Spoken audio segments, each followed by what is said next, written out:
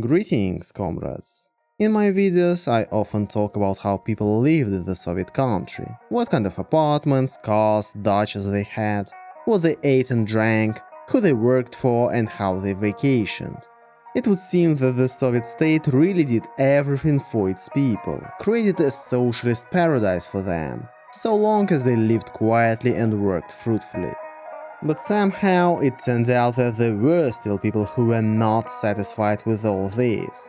They wanted to break out of this simple and understandable Soviet way of life, and to get to the very alluring Wild West, which they often saw only in fragments of movies. And in order to reach this Western Promised Land, they made deals with Western intelligence services, jumped into the ocean from cruise liners, hijacked top-secret fighter jets, and even took hostages.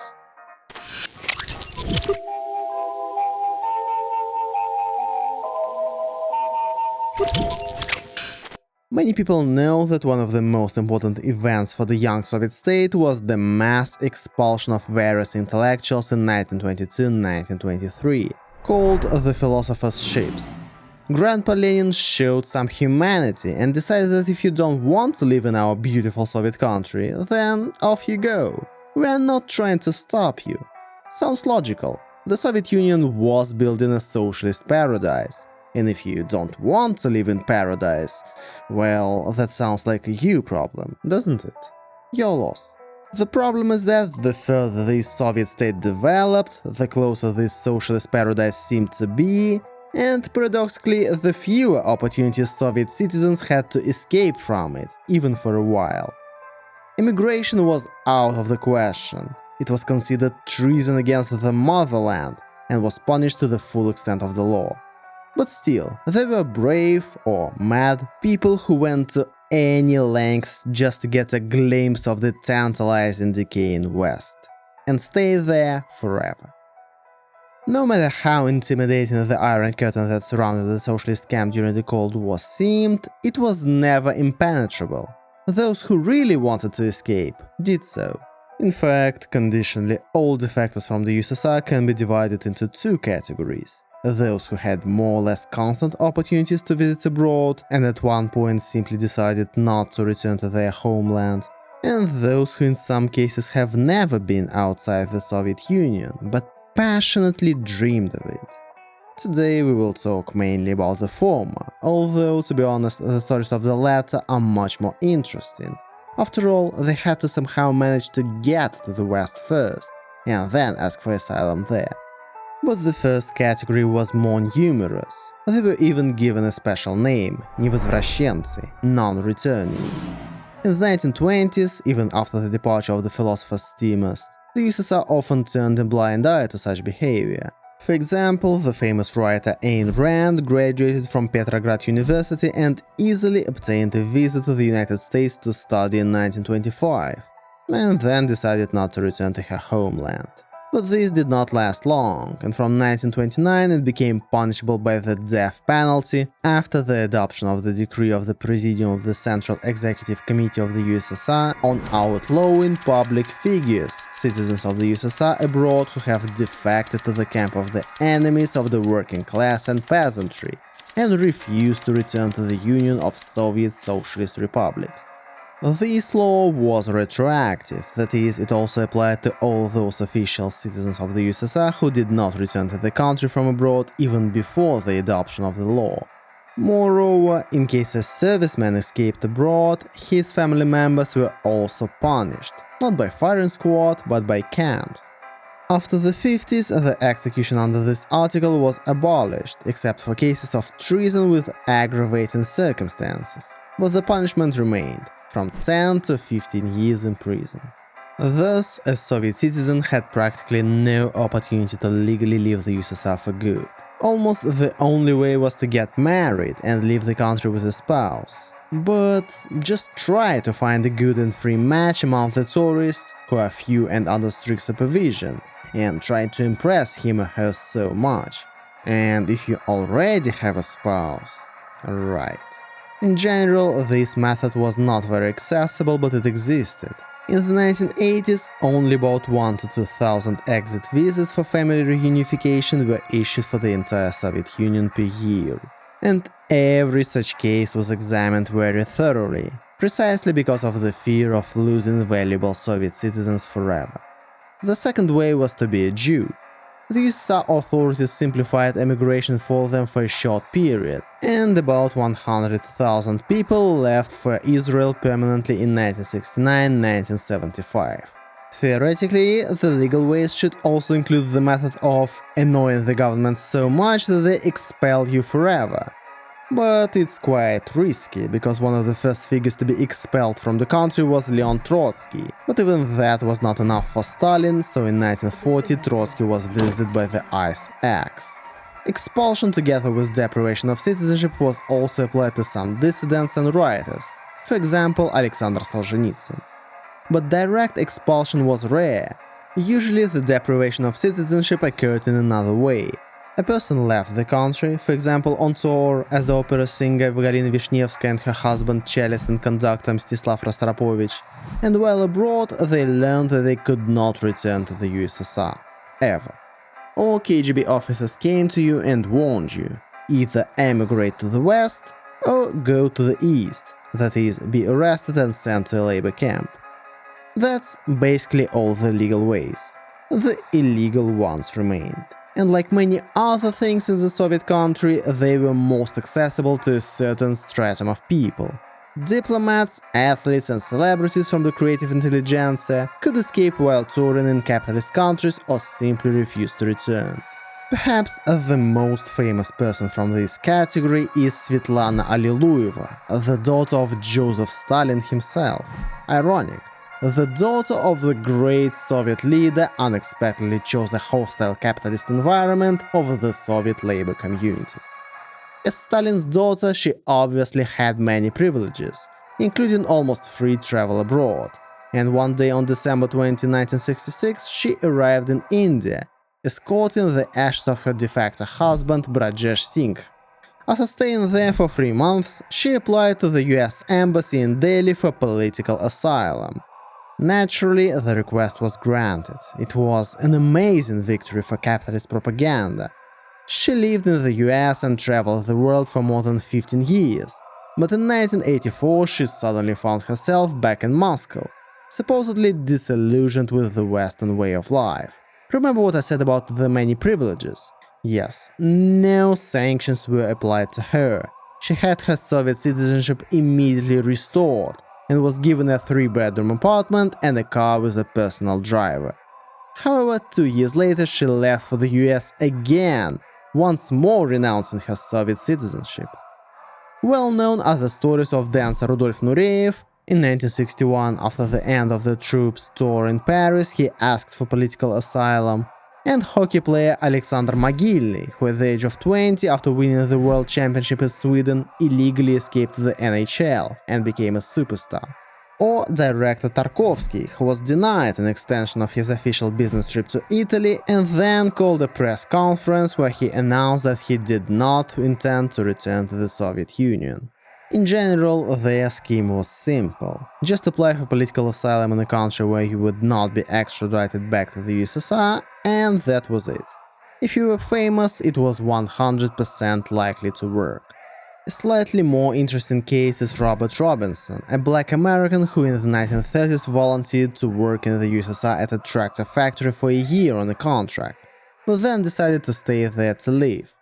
He said that at some point he became disappointed with Soviet life and tried to leave the USSR for decades, but was only able to do so in 1974 with the help of diplomats from Uganda, when he was allowed to a tourist trip to that country. Soviet diplomats and party workers also used the same route, but their risks were much higher. While the KGB could turn a blind eye to the escapes of ordinary athletes or dancers, the escapes of people with access to state secrets were not tolerated. One of the first was Georgy Agabekov, an NKVD officer who fled from Istanbul to France in 1930 because of disagreement with the Kremlin's policies, or because of an affair with English teacher Elizabeth Streeter, who was murdered by his former colleagues in Paris 7 years later. In the same year, former intelligence officer Ignatius Reis, who had openly opposed Stalin, was liquidated in Switzerland. Or Gendrich Lyushkov, also a former NKVD officer who in 1938 escaped to Japan, obtained Japanese citizenship and another name, but in August 1945 was killed by Japanese officers as Soviet troops approached. But for the most part, defectors even among intelligence officers managed to start a new life in the West, as they were extremely useful to Western intelligence agencies. Especially such prominent ones as Bogdan Stashinsky, who killed the leaders of the Ukrainian nationalist movement Lev Rebet and Stepan Bandera himself, and 2 years later surrendered to the FRG authorities, received a scandalously lenient sentence, and then was handed over to the US, received a new name and looks, and disappeared forever. He decided to do this, by the way, also because of a foreign woman, Inge Pol. Their marriage extremely displeased the KGB leadership, who tried to permanently recall the agent to Moscow. But what if you weren't a diplomat, or a singer, or an artist who one day while sipping coffee in a Paris hotel could decide, to hell with it, I'm staying here forever? And not a spy with tons of valuable information. There was another category of people who had something to offer the West and were given asylum there. These were military pilots. After all, what could be simpler? They started a normal training flight, turned the plane to the west, landed at the nearest military base, and requested asylum. The skies over Europe weren't so tightly covered with air defenses back then, so you could be sure you wouldn't get shot down. The most famous escape from the Soviet Union was made by two military pilots, Pyotr Pirogov and Anatoly Borzov, 75 years ago. For different reasons, they became disillusioned with the Soviet government and their colleagues in the Red Army and plotted their escape. After hijacking a Tu-2 bomber, they made their way to an American airbase in Austria and later moved across the ocean. There, the fugitives became real stars. Journalists in the United States and Western Europe wrote a lot about them. But then their fates turned out differently.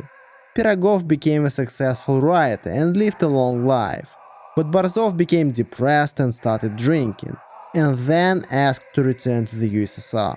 Pirogov tried to convince his comrade that it was suicide, but he did not listen, returned to the Soviet Union, and disappeared. Most likely he was shot for treason. But in May 1957, in the Central House of Journalists in Moscow, a press conference was held, at which the returned pilot allegedly made a statement. He said that he had spent 5 years in prison, and now he was free.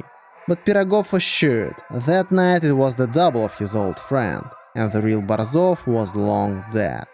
Almost 20 years later, a former military pilot Pavel Alexeyevich Krylev attempted to recreate their feat. He hijacked a light passenger plane An-2P and tried to fly it to Turkey at an altitude of only 10 to 15 meters above sea level. It did not work. He was shot down in neutral waters of the Black Sea by a MiG-17.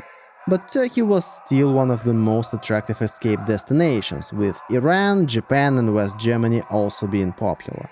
In total, at least 16 successful escape flights are known, and according to unofficial data, there were about 30 to 35 of them.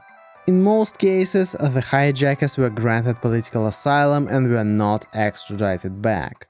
The most discussed case was the escape of Viktor Belenko, who flew to the Japanese island of Hokkaido on a top-secret MiG-25P fighter jet, which was literally stuffed with the latest unique equipment. The stolen airplane was gifted by Belenko to the Americans. In addition to the combat vehicle, the senior lieutenant decided to share all the secrets and skills that he had acquired over the years of service, and in 3 days he was in the US, where he was safely hidden and given a generous reward, up to $500,000. What's interesting, even the official Soviet investigation admitted that Belenko wasn't motivated by money. He was simply frustrated with life in the USSR, delays in promotion and family problems. The biggest loser of all should definitely be considered a hero of the USSR, Lieutenant Colonel Sergei Shirov, who in 1949 decided to run away with a student mistress to one of the Central Asian countries. Halfway there, for some unknown reason, he decided to return and admit his guilt in the escape attempt. He was pardoned because he did not reach the border, and deviating from the flight course was not considered a serious offense. But he was summoned to Moscow, as he assumed, in order to be arrested, and then he decided to flee again, this time to Turkey and on foot. He arrived in Armenia, swam across several rivers but got them mixed up, thought he was already on Turkish territory, and was caught by Soviet border guards, and sent to camps for 25 years. So that's the paradoxical story. It turns out that one of the most effective ways to get out of the USSR was at the helm of the top secret fighter jet. That way you'd get a warm welcome on the other side of the Iron Curtain. But the attentive viewer will notice that almost all the cases described here are stories of when a person is already in the West and simply asks for asylum, or has access to a quick means of transportation, a military plane. What if you were a simple person, who was not a world celebrity, did not commit a high-profile deed broadcast in the media, did not have secret information, but just dreamed of a beautiful, free life? Were there no chances for you? No, there were such stories of success, but you will learn about them in the second part of my video. Thanks for watching. The next video is going to be live in a couple of weeks. If you want to support the channel, you can do so by sending me some money. Crypto wallets are in the description, or you can subscribe to my Patreon. And as always, a huge shout out to my biggest supporters: Yelizaveta Zakharova, Kirill, Klimuk, Böse, Jimmy, Albin, Petar, Ilic, Bruce, Eternick and MHS. See you guys next time.